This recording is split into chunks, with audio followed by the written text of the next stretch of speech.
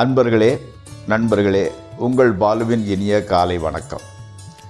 இன்று 4 பிப்ரவரி 2024, அதாவது தை மாதம் 21 ஞாயிற்றுக்கிழமை, நவமி திதி 5:50 வரை சாயங்காலம், அதற்கு மேல் தசமி திதி.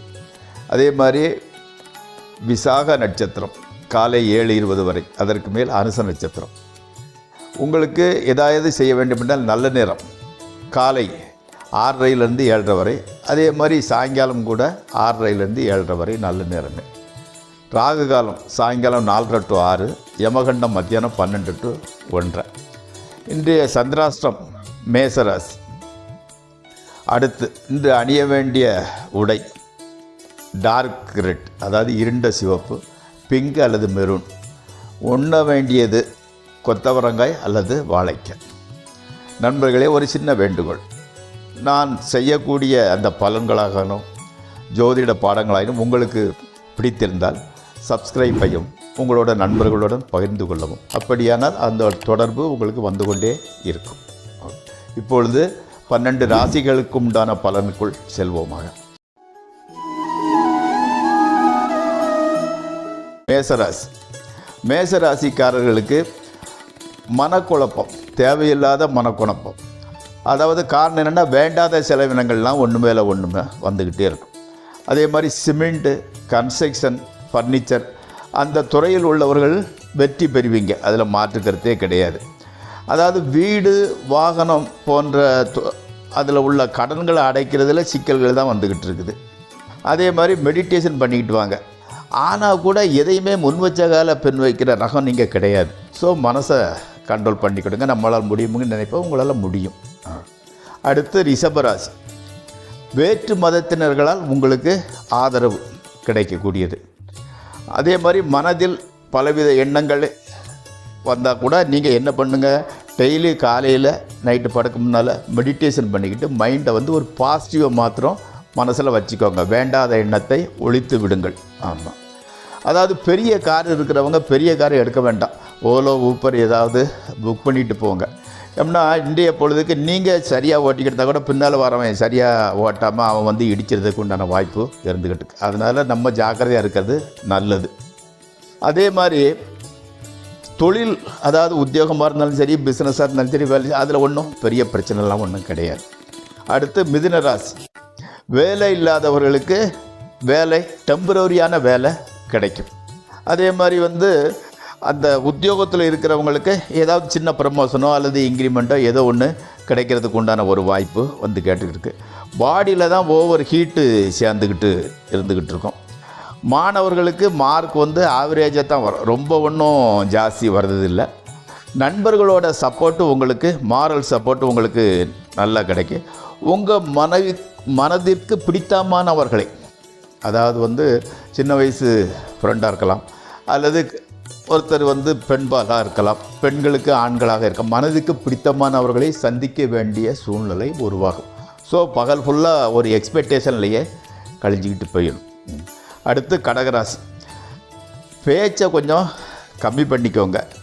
அதாவது திருஷ்டி, அது அந்த மாதிரிப்பட்ட ஒரு நெகட்டிவ் வீட்டில் இருக்கிறது மாதிரி ஒரு ஃபீலிங் உங்களுக்கு வந்துக்கிட்டு இருக்கும். ஆமாம், அதே மாதிரி எக்ஸ்ட்ரா வருமானம் சேர்றதுக்கு உண்டான ஒரு வாய்ப்பு இருந்துக்கிட்டு இருக்குது. வெளிநாட்டில் உள்ள கான்டாக்ட்ஸ் உள்ளவங்ககிட்ட தொடர்பு கிடைச்சிக்கிட்டு இருக்குது.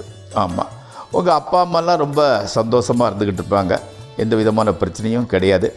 நீங்கள் எப்படின்னா, நம்ம முன்னேறதுக்கு போகிறோன்னா ஏதோ பண்ணிட்டாங்களோ, வீட்டில் திருஷ்டி இருக்குமோ அல்லது வாசு சரியில்லையோன்னெலாம் நெகட்டிவ் எண்ணம் வேண்டாம், அதை விட்டுருங்க. ஏதோ நேரம் சரியில்லை, அஷ்டம சனியோ ஏதோ நடந்துக்கிட்டு இருக்கு, ஆட்டோமேட்டிக்காக சரியாயிடும். ஓகே. அடுத்து சிம்மராசி.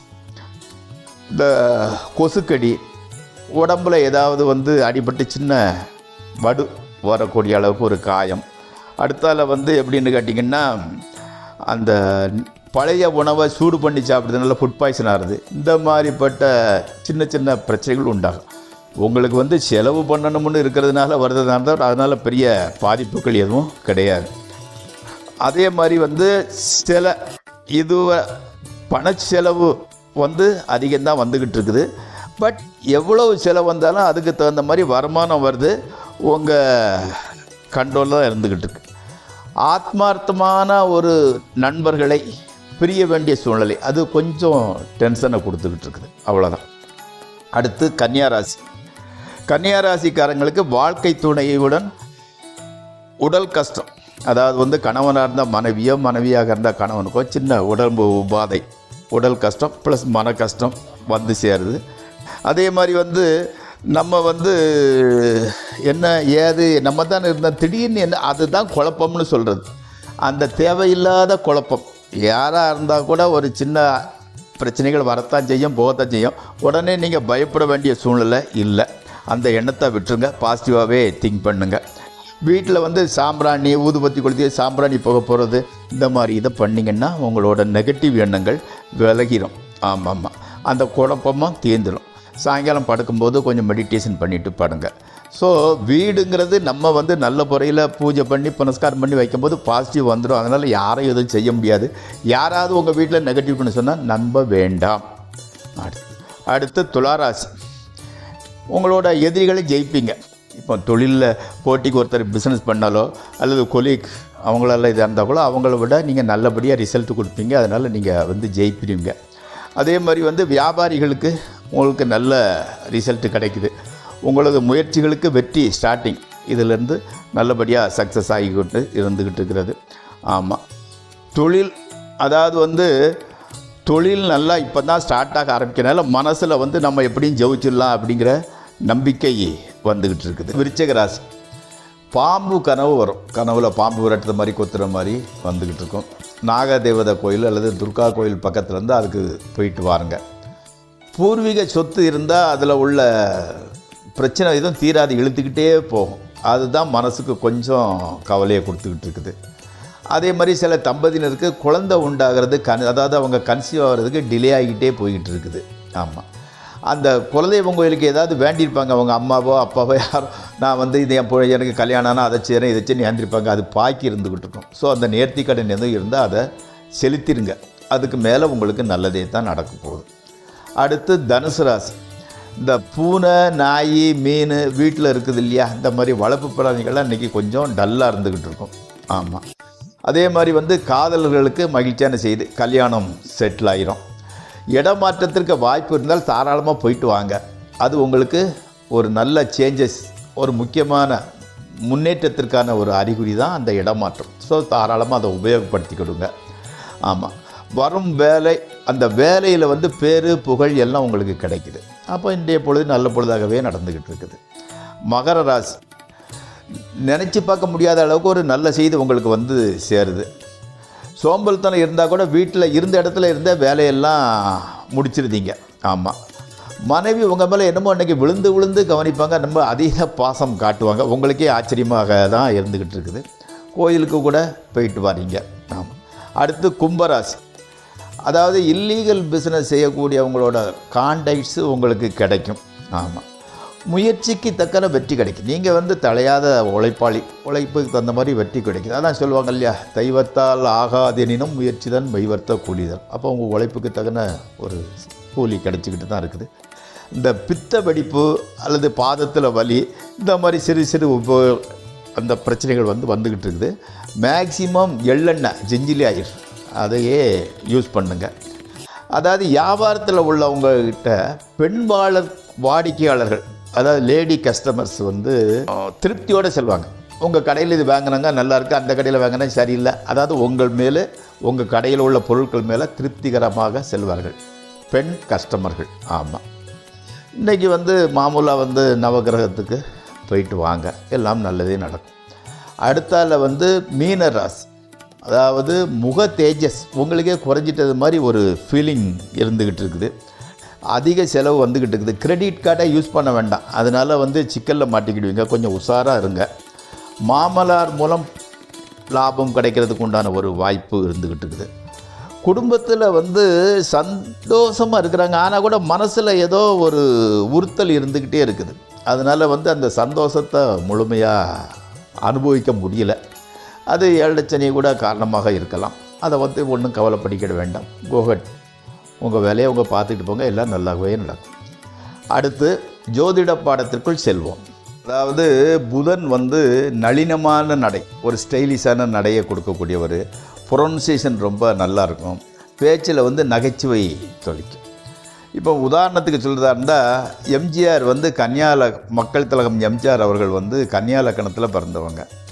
அவர் வந்து சண்டை காட்சியில் சண்டை போட்டால் கூட மூர்க்கத்துவம் தெரியாது, அதில் கூட ஒரு நளினமாக தான் இருந்துக்கிட்டு இருக்கோம். அதனால் அவரோட ஒரு வெற்றிக்கு காரணம் அந்த நளினம்னு சொல்லலாம். அதற்கு காரணம் வந்து அந்த புதன்னு சொல்லக்கூடியது. இப்போது புதனை பற்றி தெரிஞ்சுக்கிருந்தா கிருஷ்ணரை பற்றி எடுத்துக்கோங்க. கிருஷ்ணர் சூதாட்டத்தில் கெட்டிக்காரர், பேச்சில் ரொம்ப பேசியே காரியத்தை சாதிச்சிடுவார். அதே மாதிரி வந்து தூது செல்வதில் புகழ்பெற்றவர். ஆமாம், அப்போது நம்ம அதே நினச்சிக்கலாம், ஓ இவன் வந்து புதன் உச்சமாக இருக்கிறான், புதன் அம்சத்தில் கன்னியா லக்கணத்தில் பார்த்துருக்கிறோம்னா பேச்சினாலே காரியத்தை சாதிச்சிருவான், முதலீடு போடாமலே பிஸ்னஸ் பண்ணிடுவான், அவன் சீட்டில் ஆடினம்போது ஜோக்கராக வந்து ஒன்றுமே இல்லாமல் ஆடினா கூட ஜெயிச்சிருவான். அந்த மாதிரி அந்த புதனோட அம்சத்தில் இருக்கிறவங்க இந்த துறைகள்லாம் நல்லபடியாக இருப்பாங்க. இன்னொன்று, இப்போ வந்து கிருஷ்ணருக்கு வந்து கர்ணனோட பிறப்பு ரகசியம் தெரியும், குந்தவை தேவியனோட பரிதவிப்பு தெரியும். அதே மாதிரி இவங்க வந்து அவர் வந்து அன்னம்னு தெரியாமலே அவன் ஒருத்தனுக்கு ஒருத்தன் சண்டை போட விஷயம் எல்லாம் இவருக்கு தெரியும். ஆனால் யார்கிட்டையும் எதையும் சொல்லி கொடுக்க மாட்டார். அப்போது அந்த புதன் அம்சத்தில் இருக்கிறவங்க எல்லாம் தெரிஞ்சவங்க கோமாளி மாதிரி ரொம்ப காமெடியாக பேசி வச்சு இவன் அப்பாவின்னு மற்றவங்க நினச்சா கூட அவங்க ரகசியத்தெல்லாம் வெளியே சொல்ல மாட்டாங்க. அந்த மாதிரி ஒரு அமைப்பு உள்ளவங்க வந்து புதன்னு சொல்லக்கூடியவங்க. அதே மாதிரி பர்டிகுலராக யாருக்காச்சும் marketing, telecommunication, advertisement, software, journalism, law, provision இந்த மாதிரிப்பட்ட துறைகள் எல்லாமே புதன் வந்து ரொம்ப நல்லா உங்களுக்கு செஞ்சு கொடுக்குறாரு. இந்த புதன் வந்து நான் ஏற்கனவே சொல்லியிருக்கிறேன், கேது விநாயகர், மார்ஸ் முருகர், அதே மாதிரி புதன் சொன்னால் விஷ்ணு, பர்டிகுலராக மகாபாரதத்தில் வர கிருஷ்ணன் அவரை நினச்சிக்கிட்டு அவங்களுக்கு அந்த கிரகங்களோட கேரக்டர் உங்களுக்கு அப்படி மனசில் பதிஞ்சுக்கணும்.